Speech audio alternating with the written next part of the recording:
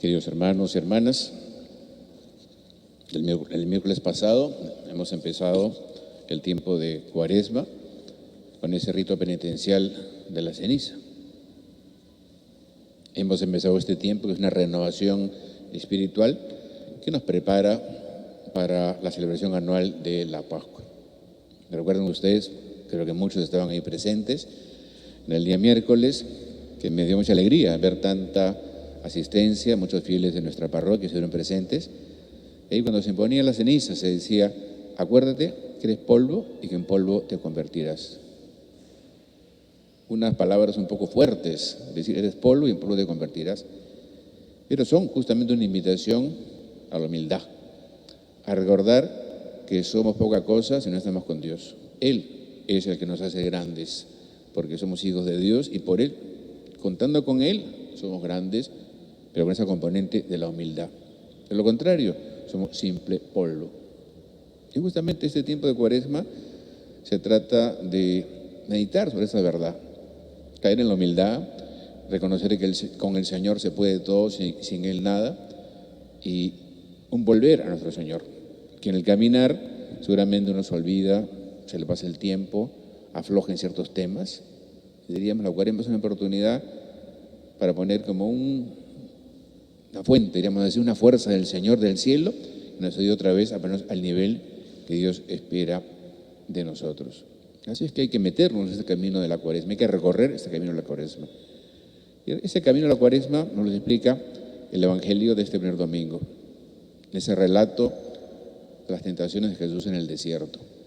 Jesús va al desierto, tema también que merece por lo menos un comentario.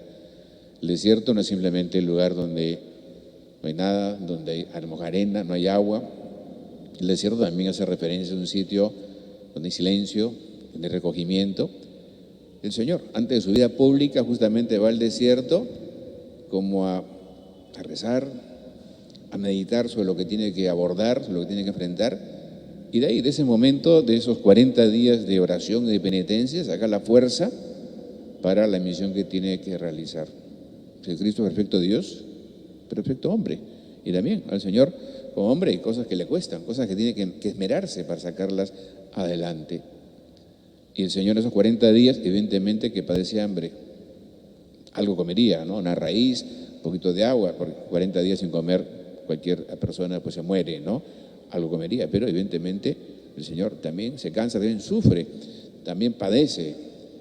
El Señor permite que el demonio le tiente. El demonio, dicen los expertos de la Sagrada Escritura, no tenía certeza de que Jesús era el Mesías, sospechaba. Todavía el Señor no había tenido manifestación pública de su poder. Recuerden, estos 40 días, hay el bautismo del Señor, los 40 días de oración en el desierto, y luego ya se lanza a la vida pública. Hasta el momento el Señor no se había dado a conocer ante la gente. El demonio sospecha que es el Mesías. El evangelista San Lucas dice: tras haber recibido el bautismo de Juan, lleno del Espíritu Santo, volvió del Jordán. Durante 40 días el Espíritu lo fue llevando por el desierto. Era tentado por el diablo. Jesús vino a cumplir una misión dada por Dios Padre. ¿Cuál era su misión? Redimirnos, vino a morir a la tierra para salvarnos y darnos esa vida divina a todos. Viene a cumplir esa misión. El demonio le pone dificultades, lo quiere distraer de esa misión. El Señor vence esas tentaciones y a la vez nos enseña también cómo nosotros podemos vencer las tentaciones. Todos tenemos tentaciones, es parte de la vida, es parte de la lucha, porque esta lucha, esa pelea entre el bien y el mal, evidentemente hay que escoger el bien siempre, pero uno tiene debilidades. El demonio actúa, existe el demonio, no es un cuento para asustar a los niños, de los niños de hace 100 años, no de hoy día. No, existe el demonio. Muchas pruebas de su presencia en la Sagrada Escritura está, y nos tienta, y nos conoce. Con eso no quiero exagerar y decir que cualquier cosa negativa es el demonio, pero actúa el demonio, actúa Y hay casos extremos donde hay, diríamos, hasta esa posesión diabólica. Son realidad eso. No es el pan de cada día, pero eso ocurre.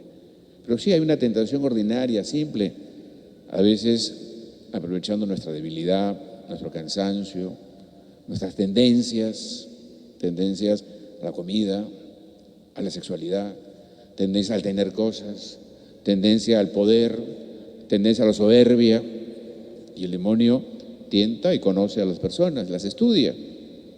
Y a una persona a lo mejor más cultivada, la tentación va a ser también más sofisticada, más enredada. A una persona que tiene muy poca vida espiritual, religiosa, no sé, casi como un animalito, cae en la tentación. Entonces, pero el demonio actúa y está. A Cristo también lo quiso tentar, lo tentó, mejor dicho, pero el Señor vino al mundo, como digo, para vencer, para librarnos del pecado y también de esa fascinación engañosa de programar nuestra vida prescindiendo de Dios. Que no sé por la tangente, ir por otro camino, contar como si Dios no estuviera, como si Dios no contara y organizar mi vida de esa manera. El Señor vence al demonio no con declaraciones altisonantes o con gritos, sino luchando en primera persona contra el tentador, y así llega hasta la cruz. Este ejemplo también vale para todos nosotros. El mundo se mejora comenzando por cada uno, luchando contra el pecado, contra el egoísmo, contra las tentaciones en general. No me detengo a especificar cada una, generar muchas tentaciones. Cambiando uno mismo con la gracia de Dios, lo que está en nuestra vida, conseguimos hacer el bien. Hablemos un poquito de esas tres tentaciones que Satanás le plantea a Jesús. La primera tiene su origen en el hambre de comida. Decía, 40 días sin comer, el Señor tiene hambre, una necesidad material. Le dice el demonio, si eres hijo de Dios, dile a esta piedra que se convierta en pan. Menudo sinvergüenza el demonio, ¿no? 40 días sin comer, evidentemente una tentación que le jala al Señor. Era perfecto hombre, no recordemos que tenía hambre. Jesús responde con la Sagrada Escritura, no solo de pan vive el hombre. El Señor vence la tentación de la carne, ¿me entiendes? Aquí se nos está hablando de la comida. Ahí entra pues el afán de bienes, la sexualidad, pues todo eso, ¿no? El Señor vence la tentación de la carne. La segunda tentación, es de otra naturaleza esa tentación. El diablo le muestra a Jesús todos los reinos de la tierra y le dice, todo será tuyo si postrándote me adoras. Quiere engañarlo, quiere darle el engaño del poder. Jesús desenmascara ese poder y lo rechaza. Y le dice, al Señor tu Dios adorarás y a Él solo darás culto. Pues, conclusión, no adorar el poder, sino solo a Dios, a la verdad, al amor. Vence la tentación del poder. Y por último, el tentador le propone al Señor una cosa espectacular, hablando en términos modernos, una especie de show. Quiere que haga el Señor y que se valga de su poder para hacer una frivolidad, diríamos así. El tentador le propone a Jesús que realice un milagro espectacular, que se arroje de la parte alta de los muros del templo, de una gran altura, y deje que lo saben los ángeles, que le recojan los ángeles para que todos crean en Él. Y Jesús responde que no hay que tentar a Dios. No podemos tentar al Señor, no podemos hacer experimentos con nuestra fe. Vamos a ponernos al borde de una posible ofensa al Señor. Hay que creer en Él. No usa el Señor en provecho propio su poder. No se presta a hacer juegos ni frivolidades con su poder. Y citando nuevamente la Escritura, Jesús antepone a los criterios humanos el único criterio auténtico, la obediencia, la conformidad con la voluntad de Dios, que para nosotros también es fundamento de nuestro ser, cumplir la voluntad de Dios. Eso es lo que le responde el Señor a el demonio. Esto también es una enseñanza para nosotros. Si llevamos en la mente y en el corazón al Señor la palabra de Dios, si la presencia del Señor, si Él entra en nuestra vida, tenemos confianza en Dios, vamos a rechazar todo tipo de engaños que nos da el tentador. Y también es de fe. La tentación nunca es mayor que nuestra fuerza. Lo dice el Señor, se lo dice a Pablo, ¿no? Te basta mi fuerza, le dice el Señor a Pablo. Es decir, Dios no nos pone algo que esté por encima de nuestras posibilidades. Cuando uno peca, cuando uno ofende a Dios es porque le ha querido. Pero hay que tener esa convicción y ese amor a Dios que invita a la lucha y al esfuerzo. Justamente en Cuaresma se trata de como resucitar o renovar esa actitud personal para que crezcamos en el amor a Dios. Se trata de ahora el mal en abundancia de bien.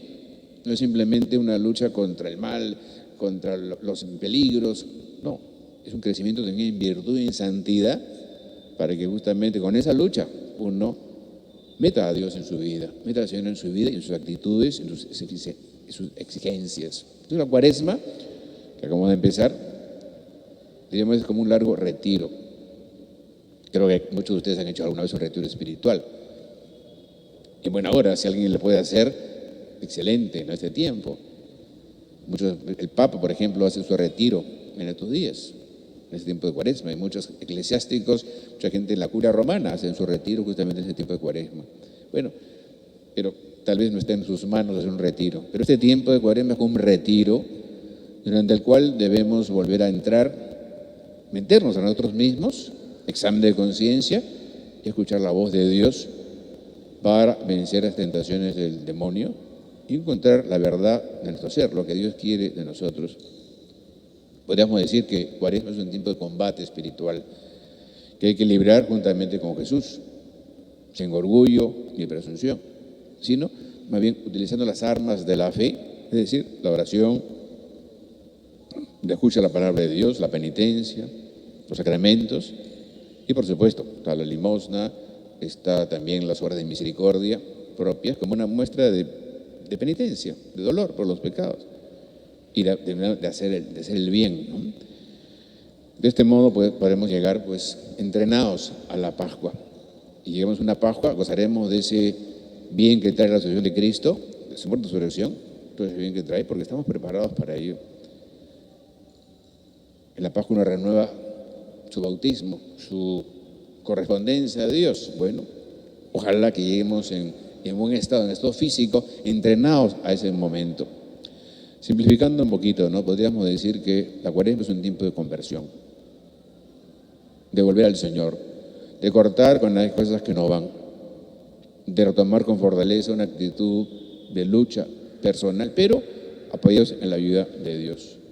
Recomenzar, creo que es una palabra, recomenzar y convertirse esas dos palabras que sean como tema de fondo en este tiempo de Cuaresma. Pero no simplemente una convicción personal, que hace falta una convicción, ¿no?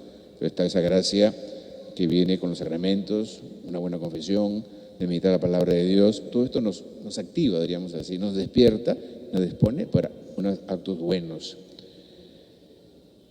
Esa renovación interior nos tiene que llevar a sembrar el bien. El día miércoles pasado, el día miércoles de ceniza, yo hacía eco de las cosas que el Papa Francisco nos había recordado.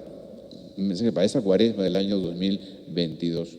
Tomando un texto de los Gálatas, les tomaba para sí el Papa Francisco y decía lo siguiente: no nos cansemos de hacer el bien, porque si no desfallecemos, cosecharemos los frutos a su debido tiempo. Por tanto, mientras tenemos la oportunidad, hagamos el bien a todos. Esa sería la frase también de ese tiempo: conversión haciendo el bien, haciendo el bien. El Papa Francisco decía, ¿no? Se lo decía también ustedes: no nos cansemos de extirpar el mal de nuestra vida. Mirar el pecado, corregirlo cuando está bien, vicios, inclinaciones, cosas de carácter, extirpar el mal de nuestra vida. No nos cansemos de pedir perdón, el sacramento de la penitencia y la reconciliación. Confesarnos, qué bueno confesar con frecuencia. Los invitaba, les recordaba en este tiempo de Cuaresma, una buena época para hacer una buena confesión, con más calma, con más profundidad. Y a alguien se le puede ocurrir tener la tentación, otra vez lo mismo, siempre cometo los mismos pecados, siempre caigo en lo mismo. No nos cansemos de pedir perdón. Es misericordioso y siempre nos da oportunidad, y nos conoce, sabe nuestras debilidades, acudir a pedir el perdón. No nos cansemos de luchar contra la concupiscencia, esas situaciones, esos temas que nos inclinan, que nos mueven. Por eso uno tiene que reforzar la mortificación, la penitencia, la lucha para estar en forma y vencer tentaciones más graves. No nos cansemos de hacer el bien, con una caridad activa hacia el prójimo, así decía el Papa.